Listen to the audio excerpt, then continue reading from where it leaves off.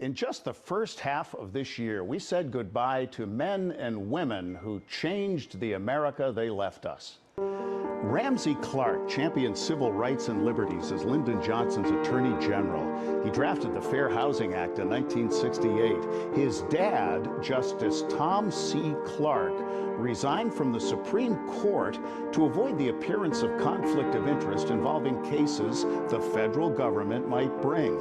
To fill that seat, LBJ appointed Thurgood Marshall, the first African American to serve on the High Court. In his 1968 presidential campaign, Richard Nixon vowed to fire Clark, whose later private practice was spent representing Alaskan natives, war resistors, Attica prison rioters, among other disadvantaged and unpopular.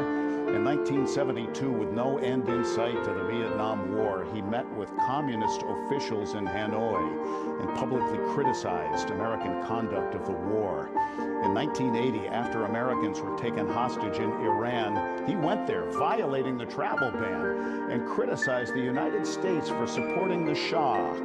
Ramsey Clark was 93.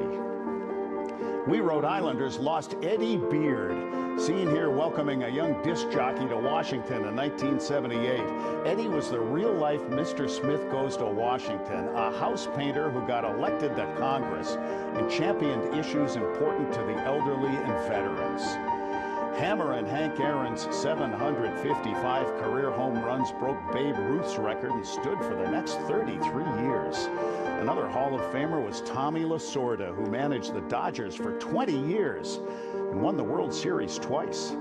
Basketball Hall of Famer Elgin Baylor played 14 seasons with the Lakers, was an 11-time NBA All-Star, and went on to manage the Clippers. Irv Cross was the first African-American sports analyst on national television after a playing career with the Philadelphia Eagles and LA Rams. And International Boxing Hall of Famer Marvelous Marvin Hagler reigned as undisputed middleweight champion for 7 years, defeating 11 opponents, all but one by knockout.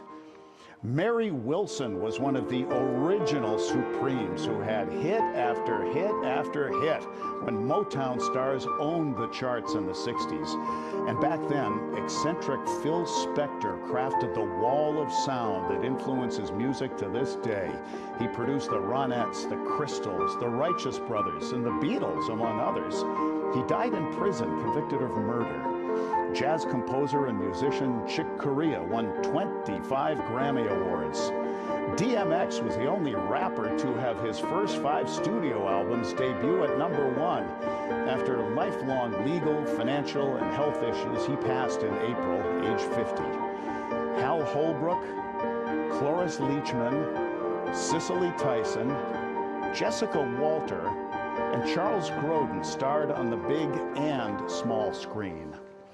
Ted Kennedy might have become President of the United States if he had a simple answer to the most obvious question. Why do you want to be president? Well, After years at CBS, newsman Roger Mudd co-anchored NBC Nightly News and Meet the Press, and went on to PBS and the History Channel. He won 5 Emmy Awards. We recently lost the first 2 voices to hit it big in the early 1990s talk radio revolution. FBI agent turned chief operative among the Nixon White House plumbers during Watergate, G. Gordon Liddy, the G-Man, was convicted of conspiracy, burglary, and illegal wiretapping, and he was a natural on air. Always in character, his email address was potent357@AOL.com. And after soldiering on during nearly a year-long battle with advanced lung cancer, Rush Limbaugh died on Ash Wednesday. At his final State of the Union address, Trump presented Limbaugh the Presidential Medal of Freedom. But Rush did not rest in peace. With no heir apparent and framed as a tribute, his syndicator kept rerunning old clips with what quickly became an awkward Weekend at Bernie's effect, only recently ended. And when Prince Philip passed at age 99, the royal family feud paused amid several scandals. And the Queen sat alone in church, a pandemic-muted farewell, very different than Princess Diana's funeral. As life goes on, it is less uncertain than same time last year. Doctors you have seen here tell us that, like the flu, this COVID could be endemic, meaning that we get a jab every year. We hope that this pandemic we've been through has been the story of our lifetime, meaning nothing worse happens. But if we've learned anything in 15 months, it's that anything can happen. So the way we respond is how we survive. And as we wish Uncle Sam a happy birthday and begin the second half of 2021, let's remember what we were told as the year began. Here we stand in the shadow of the Capitol Dome, as was mentioned earlier, completed amid the Civil War, when the Union itself was literally hanging in the balance.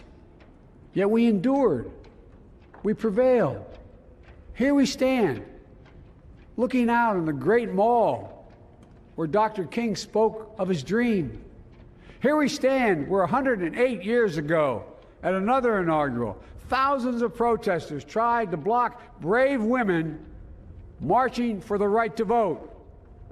And today, we mark the swearing in of the first woman in American history elected to national office, Vice President Kamala Harris. Don't tell me things can't change.